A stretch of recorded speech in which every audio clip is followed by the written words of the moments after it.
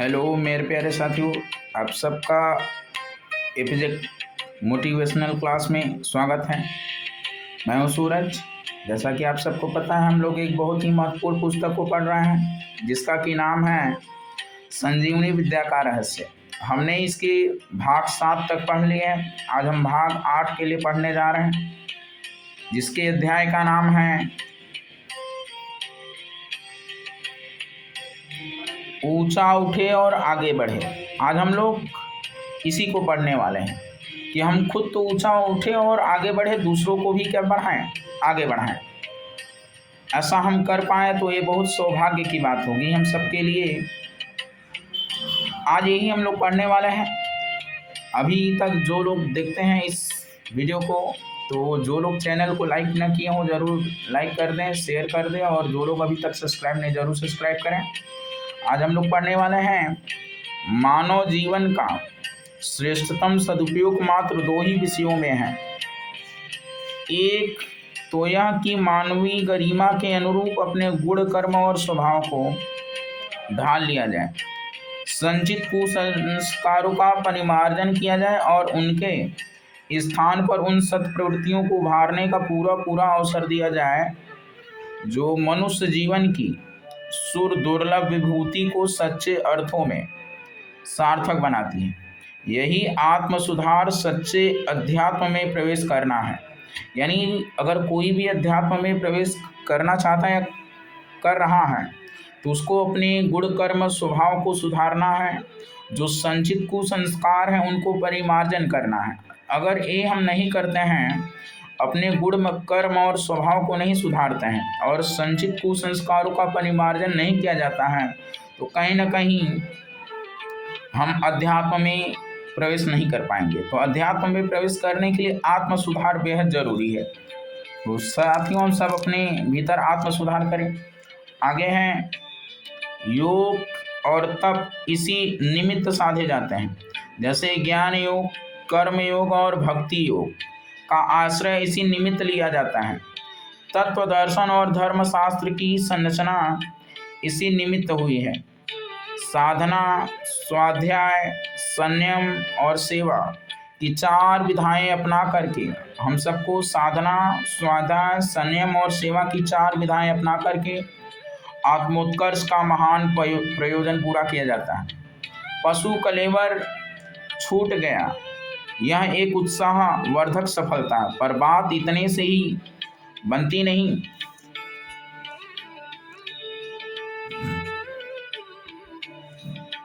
मानव गरिमा को प्रकाशित करने के लिए भाव भरे प्रयत्न होने चाहिए।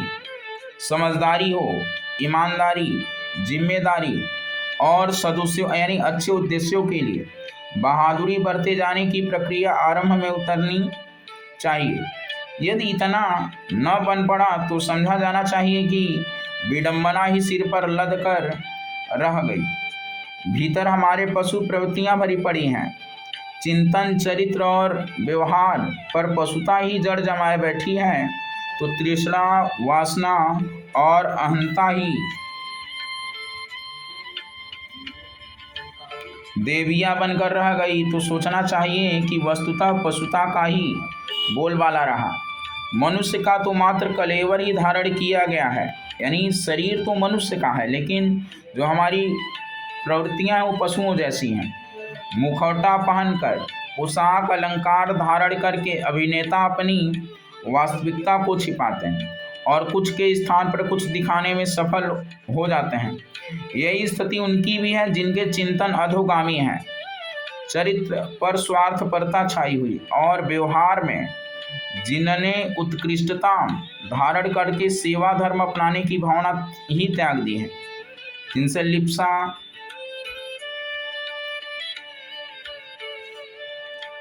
वैभव और अहंकार के प्रदर्शन करने वाली महत्वाकांक्षाओं के अतिरिक्त और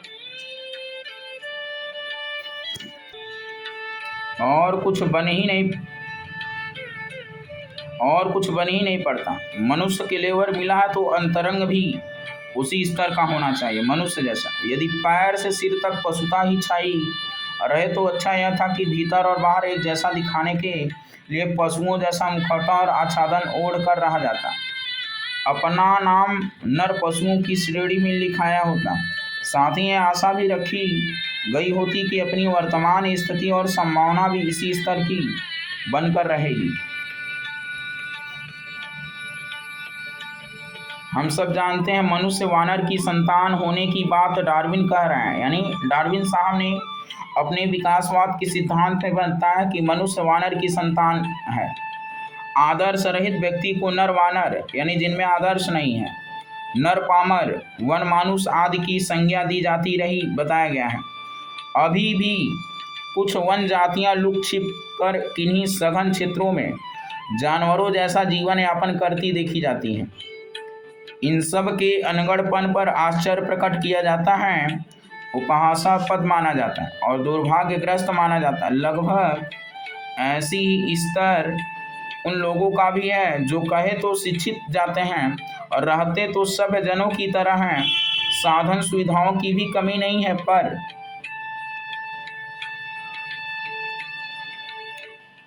उन्हें कभी इस बात का ध्यान नहीं आता कि मनुष्य जन्म जैसा उच्च पद मिलने के उपरांत जो कर्तव्य और दायित्व हमारे सिर पर लदे हैं उन्हें भी समझा और पाला जाए।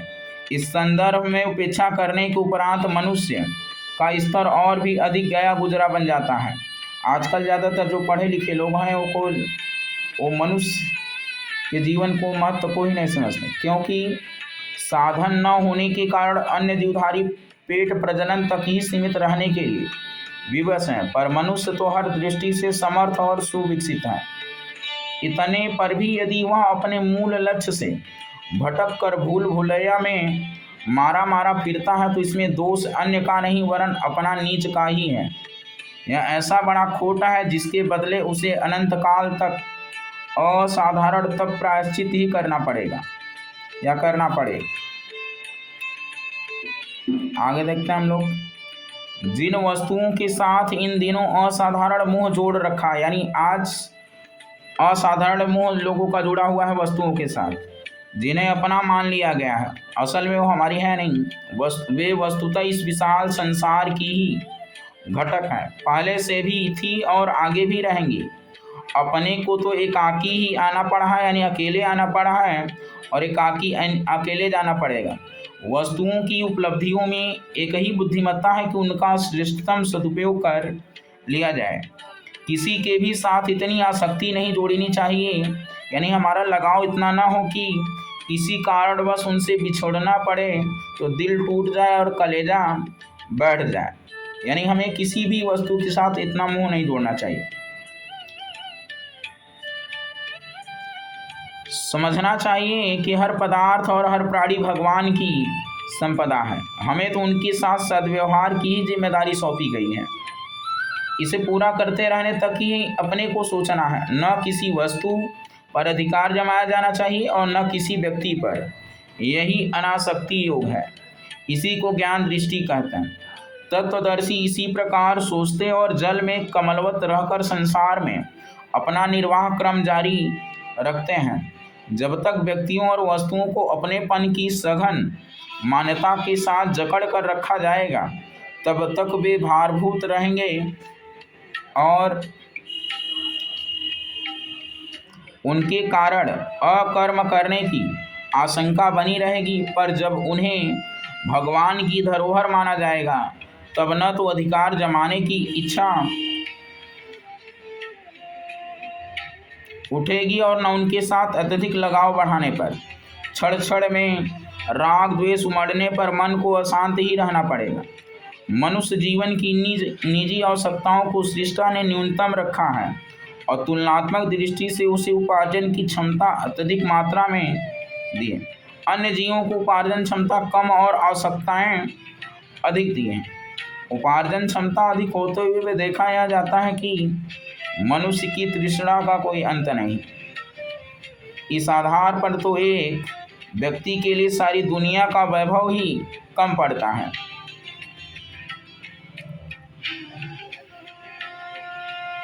कहते हैं कि हिरण्याक्ष ने समूची पृथ्वी चुरा कर अपने भंडार में रख ली थी। रावण सिकंदर तक अंत तक अपने को अभावग्रस्त ही मानते रहे। हविस को पूरा करने में उन्हें अनाचार अत्याचार बरतने में भी कोई कमी न रखी, लेकिन इतने पर भी यह संभव न हुआ कि जो बटोर सके उस पर संतोष कर पाते।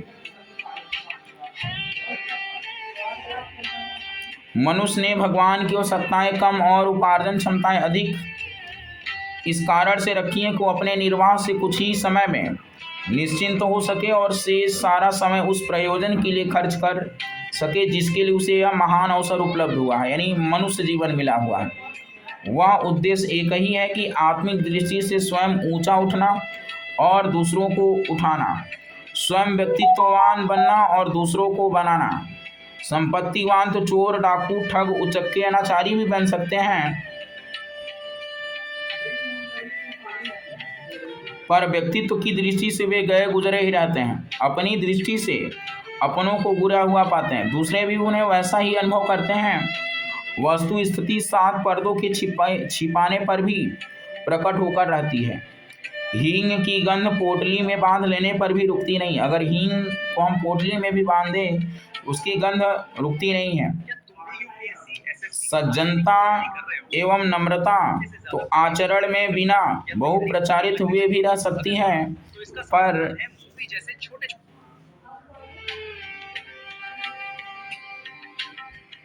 दुष्टता की दुर्गंध दूर दूर तक अपनी उपस्थिति का परिचय देती है और समूचे वातावरण को प्रभावित करती है। संकीर्णवादी स्वार्थपरायण व्यक्ति सदैव उपेक्षित तिरस्कृत रहते हैं। उनका कोई सच्चा मित्र नहीं बनता, न किसी से सराहना करते, समर्थन जताते और सहयोग करते बन पड़ता है। ऐसे ये व्यक्ति एकाकी स्तर के ही बनकर रह जाते हैं, न कोई उनका बनता न वे किसी के काम आते हैं।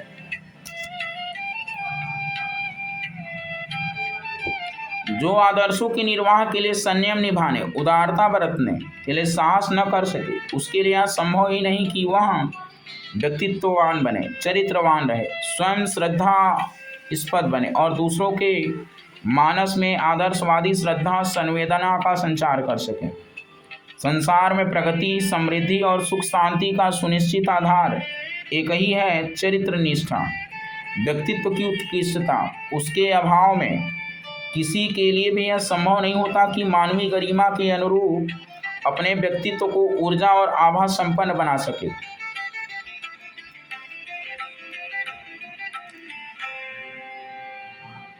इसलिए जीवन के सदुपयोग का एक ही मार्ग रह जाता है कि निर्वाह प्रयोजन के लिए उतना ही समय, श्रम, कौशल लगाया जाए जितना कि जीवित रहने के लिए आवश्यक है।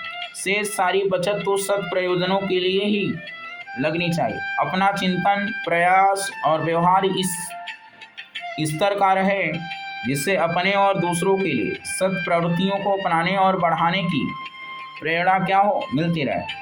उठने और उठाने का उपक्रम निर्बाध गति से चलता रहे, अग्रगामिता अपनाई जाती रहे, यानी हम सब खुद ऊंचा उठे और दूसरों को भी ऊंचा उठाएं। तो साथियों, ये अध्याय यहीं पर समाप्त होता है। ये छोटा था, इसके आगे हम लोग पाठ यानी भाग 8 के लिए पढ़ेंगे नए अध्याय। तो साथियों, आप सबको ये अध्याय कैसा लगा? हमें कुछ सुधारना, अपने गुणकर्म को सुधारना है जिससे हम अध्यात्म में प्रवेश कर पाएँ। आत्म सुधार बेहद जरूरी है और आत्म संशोधन जब तक कि हम नहीं करेंगे तब तक हम अध्यात्म में प्रवेश नहीं कर पाएंगे। तो अगर आप सबको अच्छा लगेगा तो ज़रूर लाइक करिएगा, शेयर करिएगा और दूसरों को भी शेयर करिएगा। साथ ही वो ये ज्ञान जो मैं दे रहा हूँ आपको कहीं कोई टीचर नहीं देगा, क्योंकि उनके पास भी नहीं, ये गुरु का प्रसाद है जो मुझे मिला है और मैं भी दूसरों को बांट रहा हूँ। साथ गुरु की छत्र छाया मुझ पर है। मैं इतना सौभाग्यशाली हूँ कि ईश्वर का काम, ईश्वर के व्यापार में साझेदार हूँ। और इससे बड़े आज दुनिया में क्या सफलता हो सकती है? किसी सद्गुरु से जुड़ जाना ही जीवन की सबसे बड़ी सफलता मैं मानता हूँ। आप सब भी ऐसे सद्गुरु से जुड़ें और मैं एक दिन ज़रूर ऐसा वीडियो लेकर आऊँगा कि आप कैसे और मैं कैसे गायत्री परिवार से जुड़ा था, आप कैसे जुड़ सकते हैं और अपने जीवन को धन्य बना सकते हैं। और दूसरों के, खुद तो अपना जीवन उठाएंगे ही, साथ में दूसरों के जीवन को भी आप ऊंचा उठा सकते हैं। आप इतने योग्य, समर्थ और आप चरित्रवान, व्यक्तित्ववान बन पाएँ। ठीक है, तो हम लोग मिलते हैं नेक्स्ट भाग में। तब तक के लिए धन्यवाद।